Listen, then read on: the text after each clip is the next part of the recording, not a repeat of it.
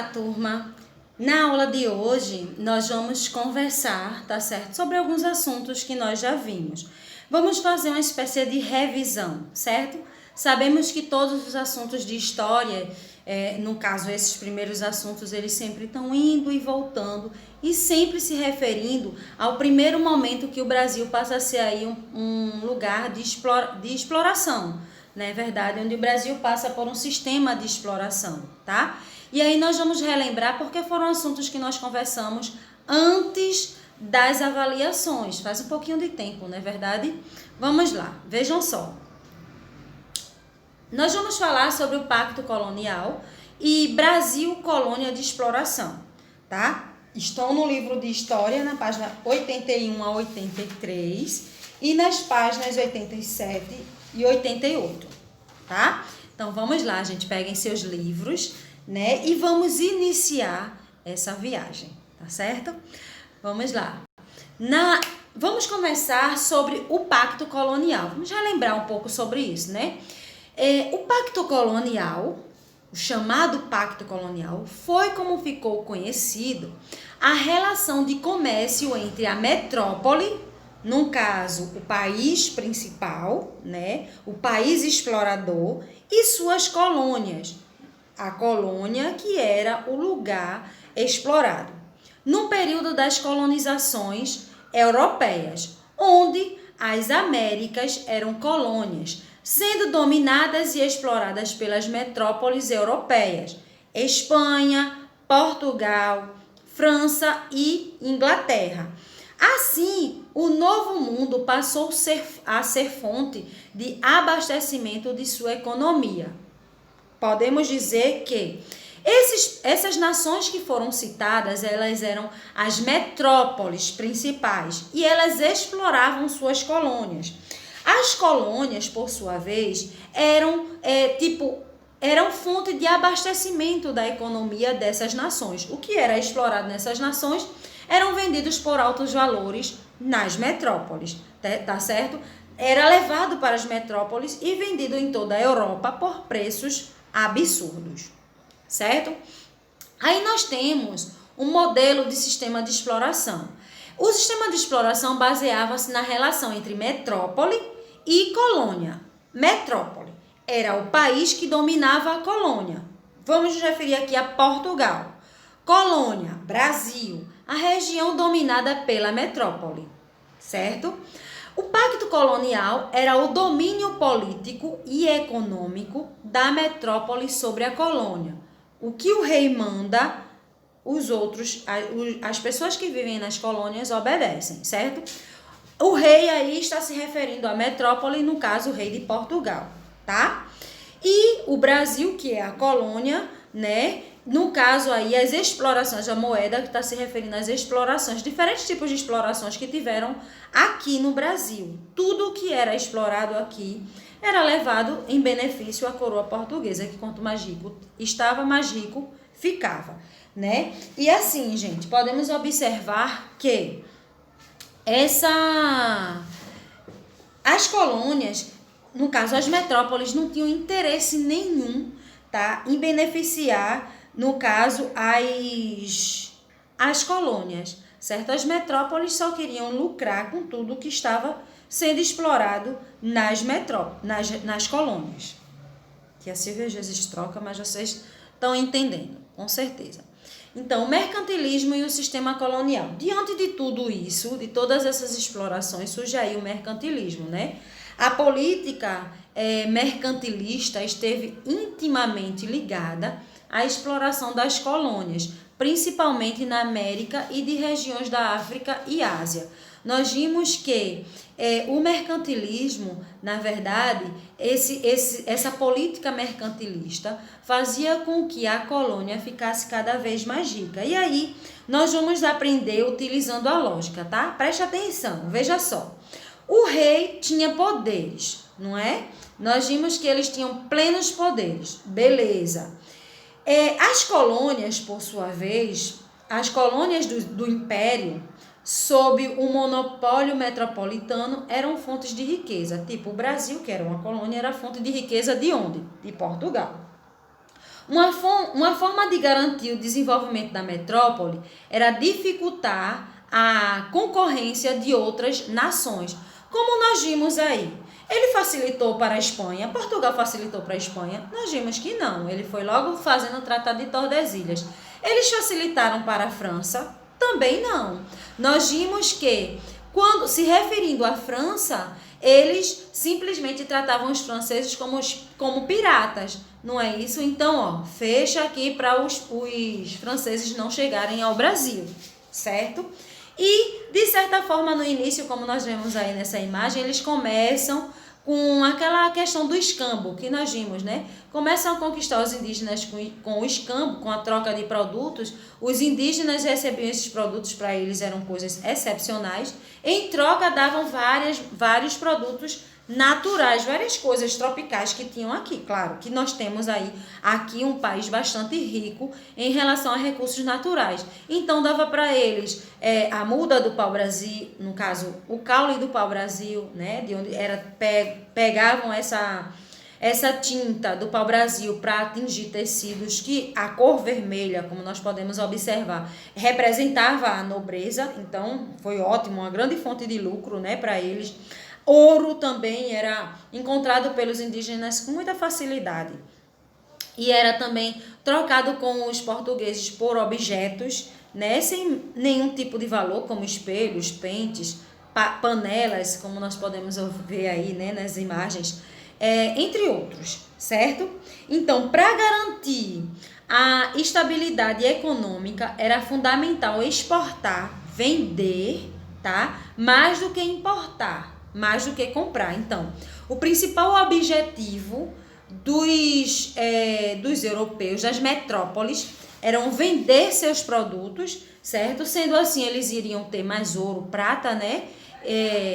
Na sua metrópole, certo? Iria ficar mais poderoso, de certa forma, do que estar comprando coisas de outros países, né? Só compravam em casos de necessidade. A riqueza das nações era medida pela quantidade de metais preciosos que possuíssem. Vendendo mais que comprando, ficariam com mais moedas de ouro e prata dentro do país. E, mais uma vez, o rei tinha plenos poderes, né? Então, vejam só.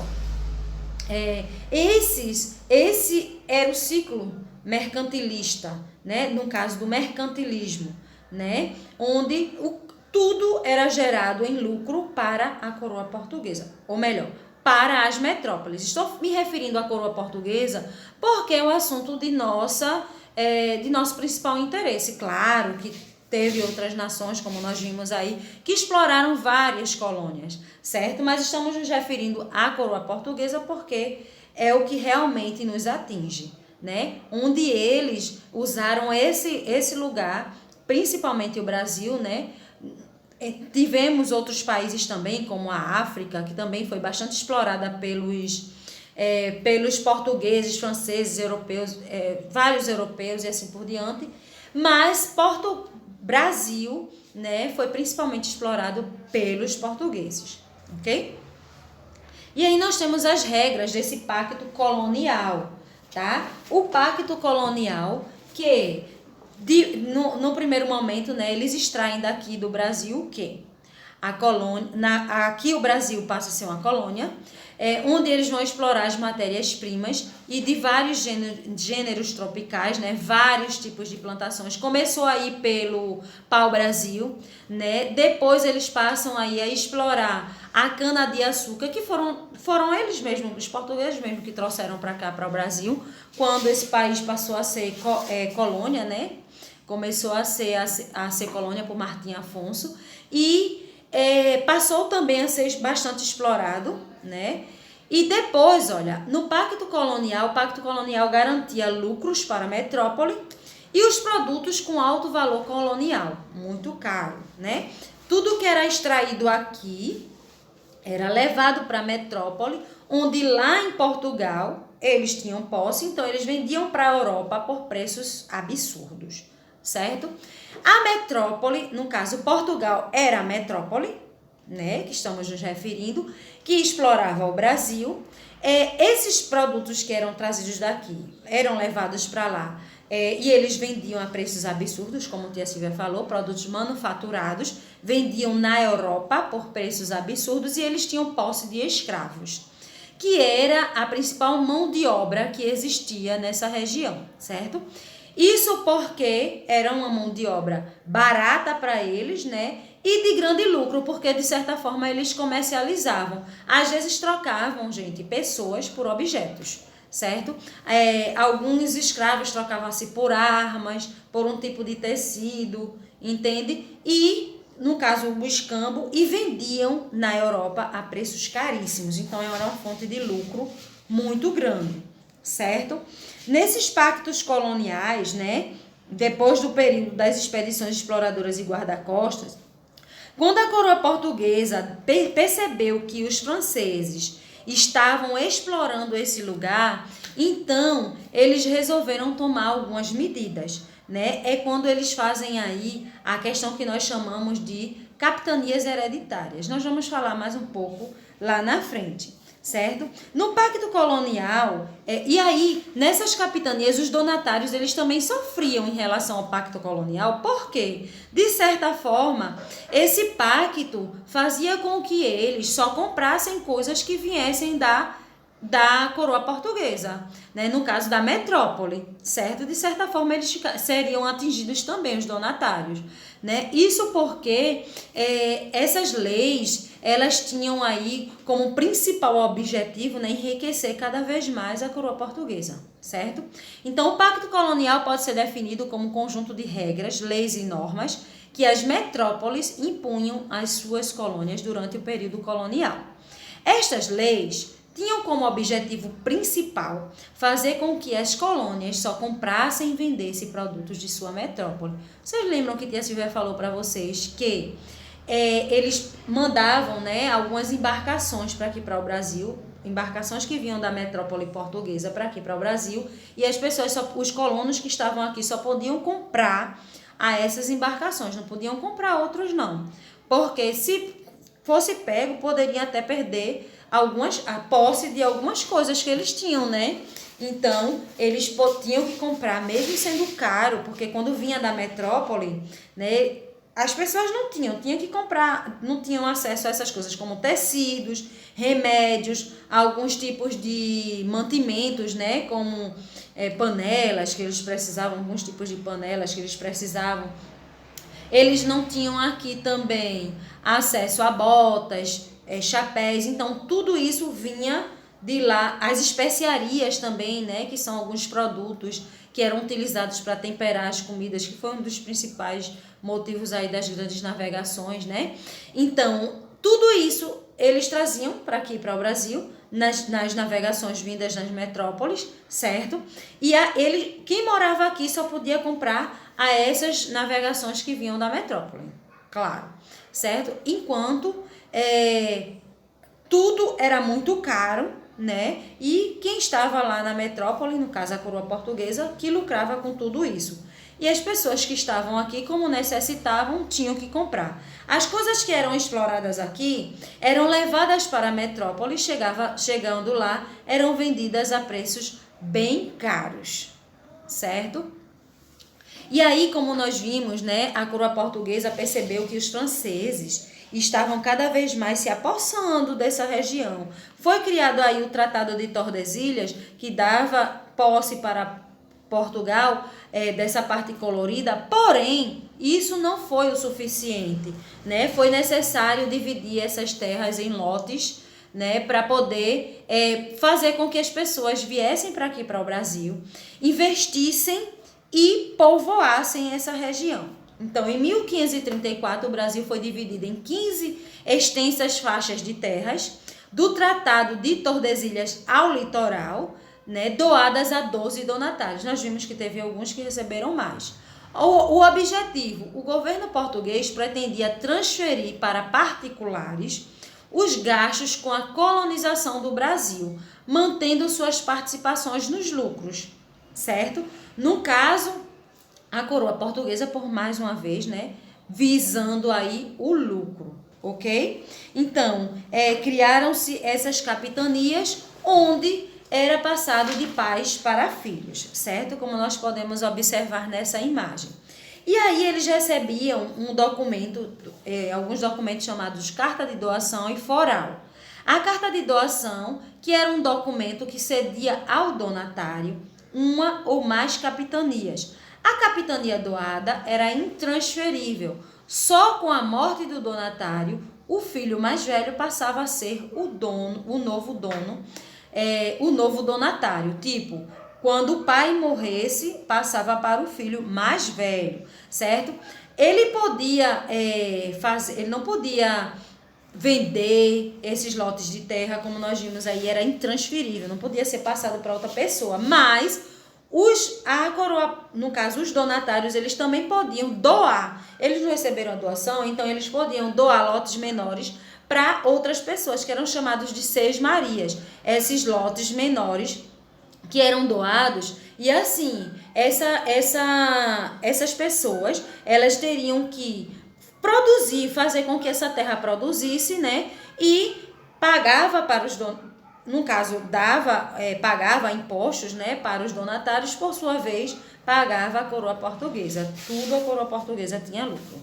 Foral. Esse documento estabelecia os direitos e deveres dos donatários. Um dos deveres era o de promover a prosperidade da capitania em benefício próprio e, em especial, em benefício da coroa. Então, mais uma vez, né? Como foi falado, a coroa portuguesa, mais uma vez, aí mostra que tem posse de tudo. Vejam só, gente. Os donatários, eles tiveram grandes dificuldades em viver aqui. Muitos nem vieram, como nós vimos, né?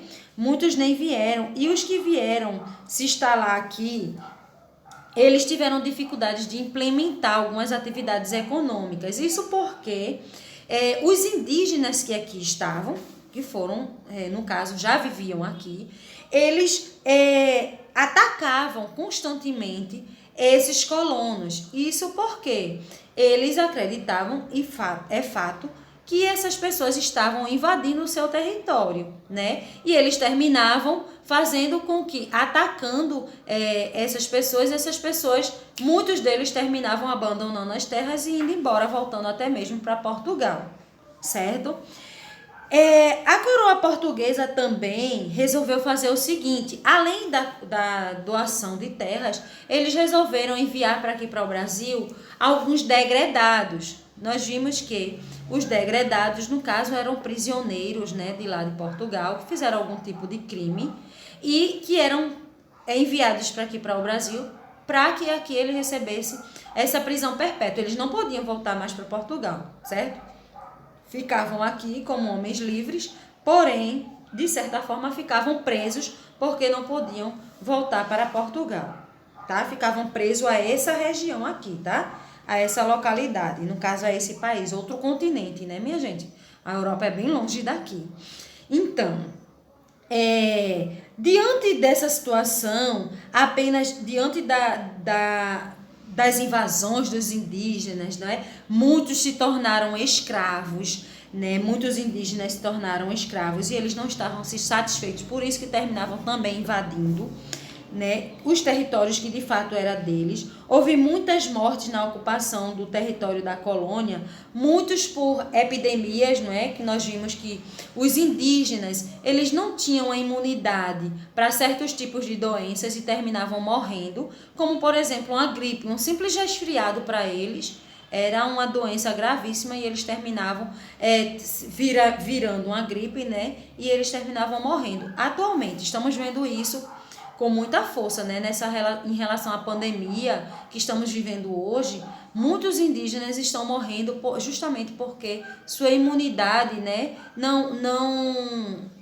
Muitos não têm imunidade suficiente para aguentar esse vírus. Até mesmo quem vive na civilização, conhecida como civilização a cidade grande, também não tem, né? E na verdade não tem nenhuma vacina para esse vírus, não é isso? E hoje muitos indígenas estão morrendo, tá, gente? é grande a quantidade de indígenas, quase não se fala, né? Mas é grande a quantidade de indígenas morrendo por conta desse vírus. Isso porque muitos vivem em florestas, não é isso? E os invasores, os mineradores, as pessoas que vão trabalhar, explorar, né, lá nas florestas, terminam passando para esses indígenas, e aí eles vão para suas aldeias e, de certa forma, contamina todo o resto, né? E, infelizmente, gente, é um caso muito triste, né, que está acontecendo no mundo todo, mas principalmente entre os indígenas, certo? Então, a epidemia, né, que no caso a epidemia está se referindo a um problema local, tá? A pandemia está se referindo a um problema mundial. Existe essa diferença, tá certo? Então, muitos terminavam ficando gripados, pegando algum tipo de doença com os colonos que estavam aqui, portugueses, e terminavam morrendo. Então, isso também, né, foi muito ruim, tanto para os indígenas quanto para os portugueses. Outros indígenas terminavam por resistência à escravidão, e com o passar do tempo, né, chegaram a exterminar diversas tribos indígenas. Hoje nós temos os que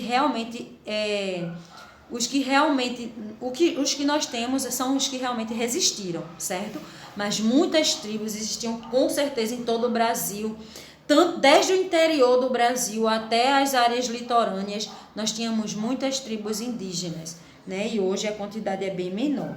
Então, esse pacto colonial tinha aí algumas regras, algumas normas que precisavam ser respeitadas, né? Onde existia uma relação comercial somente entre colonos e metrópole. Os colonos daqui não podiam comercializar com outras nações, com a metrópole, no caso, portuguesa, tá certo? Então, nós vimos aí que, diante de tudo isso, quando os portugueses chegaram aqui, as grandes navegações, na verdade, começaram a modificar o cenário do comércio no mundo todo, certo? Isso porque as colônias consumiam muitos produtos fabricados em sua metrópole, tipo, como nós vimos, não tinha remédio, não tinha calçado, não tinha mantimentos, então eles tinham que comprar de onde? Da metrópole, a colônia tinha que comprar da metrópole. Aqui tinha, com certeza tem muitos recursos naturais, mas eram coisas que não eram comuns para os europeus, né? No caso, para os portugueses. Então, eles tinham que comprar da metrópole.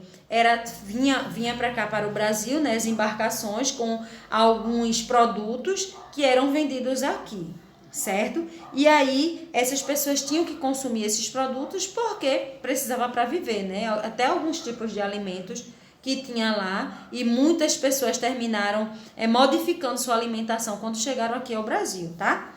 Na verdade, os colonos eram vistos como fonte de enriquecimento da metrópole, e era comum as atividades econômicas desenvolvidas nela fazerem parte de um sistema econômico como o plantation. Veja só, a coroa portuguesa, aliás, as nações exploradoras como Espanha, França, Inglaterra, Portugal, não tinha interesse nenhum em relação à colônia.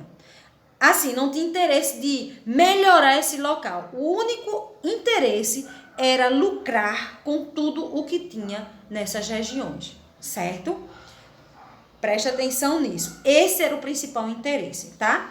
E aí era comum as atividades econômicas daqui, né, das colônias, fazerem parte do sistema conhecido como plantation. E nós temos as características desse sistema plantation, que é mais conhecido como sistema agrícola, tá?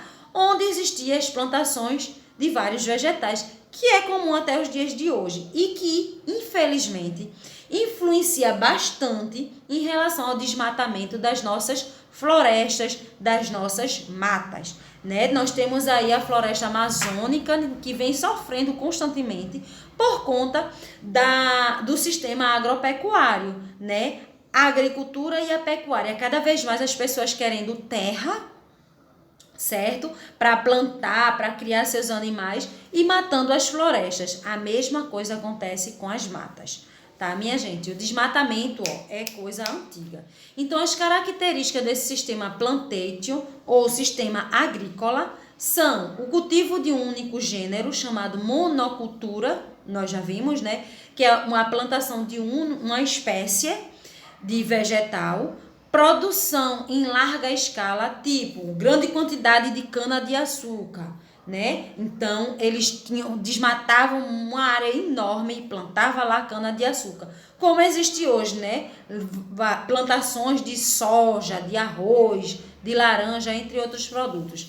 Imensas áreas de cultivo, latifundiários, que no caso, em geral, as propriedades eram extensas e agrícolas, como eu acabei de falar, né?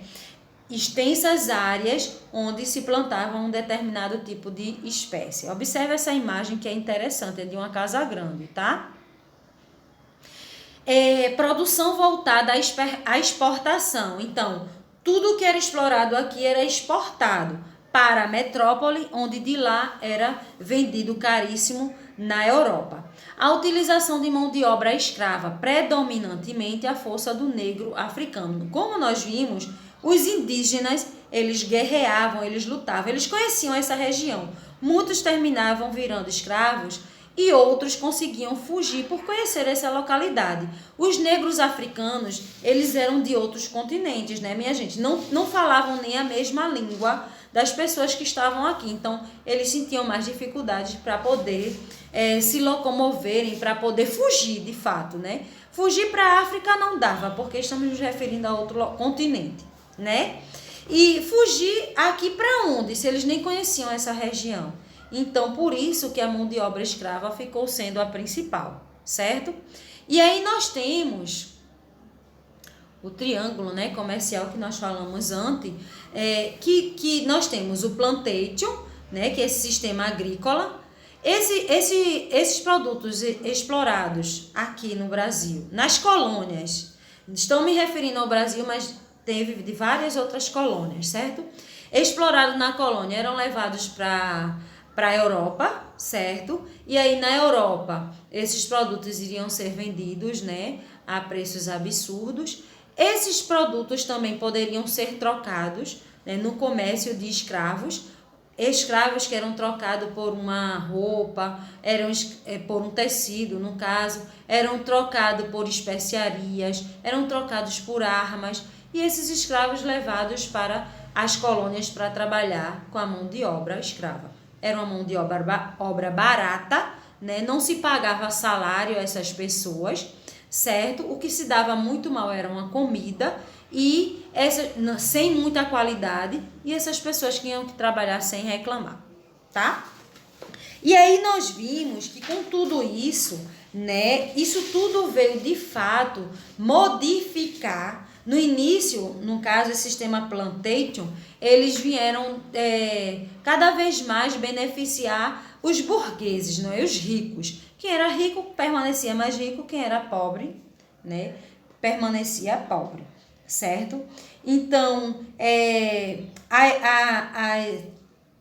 esses motivos, né, a metrópole não tinha interesse em enriquecer as colônias, o único interesse era cada vez mais ficarem ricos, e as pessoas, os colonos que viviam aqui, começaram a perceber que não estavam tendo muito lucro e que cada vez mais estava difícil o modo de vida, porque cada vez mais essas leis que a coroa portuguesa aplicavam eram mais rigorosas, onde eles tinham que pagar, tudo tinha que pagar, né? Pagar caro, impostos caríssimos, certo? E aí é quando surge o iluminismo, né? Com a revolução industrial ocorrida na Europa, na França, né? A Revolução Francesa. E chegou aqui no Brasil no século XVIII, quando várias pessoas, né, vêm de lá da Europa para aqui para o Brasil com essa filosofia, com essa nova visão, né, de liberdade, de fraternidade e igualdade. Então chega aqui no século XVIII, influencia no processo da Inconfidência Mineira, como nós vimos aí, houve vários tinham políticos, tinham pessoas de porte, né, de grandes poderes, jornalistas, tinham poetas, dentre eles, nessa Inconfidência Mineira, nós tivemos também Tiradentes, que foi o único humilde, né, o único mais pobre que tinha nesse meio, mas que terminou entregando sua vida, né, em prol da liberdade dos demais, certo? E aí, o iluminismo também influenciou, onde mostra e as pessoas começam a lutar pela liberdade, a lutar pela não aceitar esses impostos caríssimos que eram cobrados pela coroa portuguesa. Foi um dos principais motivos da Inconfidência Mineira. Mineira porque aconteceu em Minas, né, como nós sabemos, o nome já está dizendo, certo? Onde as pessoas estavam lá revoltadas com os impostos que eram cobrados pela coroa portuguesa, certo? E aí eles começam a lutar também pela tentativa da independência do Brasil. Foi um dos fundamentos, o iluminismo, né? Foi um dos fundamentos da independência do Brasil. E a nossa Constituição, como nós vimos, ela foi baseada no iluminismo, onde visa a igualdade, liberdade e fraternidade. O iluminismo, que é uma forma de pensar o mundo e as sociedades humanas. Pensar não só eles não se baseavam nas religiões, e sim nas razões. Por que isso está acontecendo? Isso é certo? Isso é errado, né? Então, esse era o principal objetivo, certo? E tinha aí, eles visavam a renovação cultural e científica, né? E a liberdade de várias pessoas, de várias... liberdade, as colônias não eram para ser tratadas como mero objetos de exploração, mas sim tratadas como nação, porque lá moravam pessoas, né, que tinham que ser tratadas com respeito. E as metrópoles não tinham respeito nenhum, tá certo, pelos colonos, tá? O objetivo era só lucro, ok? Então, vejam só, na tarefa de casa eu vou deixar para vocês, né? Nossa aula já está chegando ao final, a Silvia fala bastante, né? Então, na tarefa de casa, pesquisem quais eram os direitos e deveres dos donatários e escrevam no seu caderno. Nós vimos aí que eles recebiam um documento, né? Que tinha os direitos e deveres. Então, vocês vão pesquisar. E a Silvia são todos, não precisa, no mínimo 3, tá? 3 direitos, 3 deveres. E depois vocês vão desenhar ou colar no caderno imagens sobre as condições de vida e o mapa do Brasil na época do Brasil Colônia. Então, como eram as condições de vida durante o Brasil Colônia, certo? E um mapa do Brasil na época do Brasil Colônia. Como vocês acham que naquela época tinha saneamento básico, tinha banheiro, né, chuveiro, água encanada? Será que as ruas eram calçadas? Né? Qual o principal meio de transporte? Como as pessoas se vestiam? Como os escravos eram tratados nesse período? Então, você vai pesquisar e ou você cola, imprime, ou recorta de algum livro velho e cola, ou você pode desenhar também, tá certo? Então, gente, por hoje, né, nós vamos terminando nossa aula, né? Até a próxima aula. Um cheiro no coração de vocês. Até mais. Se cuidem, que é importante, tá?